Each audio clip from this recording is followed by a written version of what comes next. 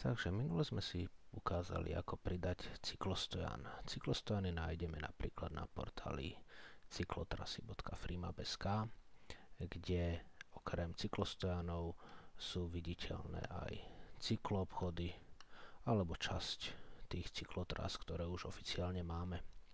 Okrem toho tieto cyklostojany nájdeme na portáli openstreetmap.org, keď sa prepneme na cyklomapu. Sú to tieto modré štvorčeky, takisto sú tu viditeľné aj cyklochodníky a cyklopruhy. Podobne je to viditeľné na OpenCycleMap, čo je vlastne ten istý zdroj tilesov.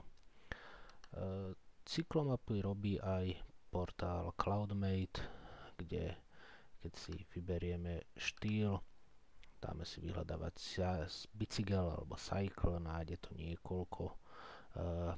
Buď to je to takýto, kde to sú zvýraznené cyklotrasy, samozrejme sú aj iné, kde to sú červené,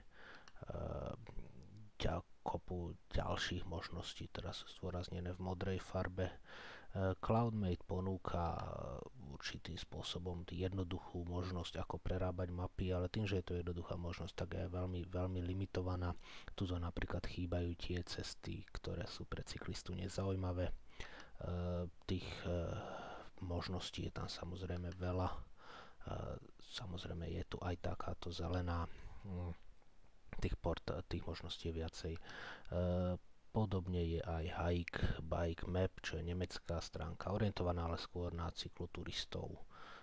Samotné cyklostojany sa tuto nezobrazujú. OpenMTB Map je portál pre užívateľov hardwareu od Garminu, ktorí si môžu naimportovať mapy a používať ich.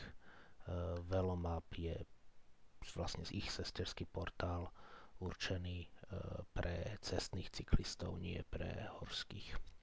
Ale samozrejme najkrajší je portál cyklotrasy.freemap.sk. Tešíme sa na budúce.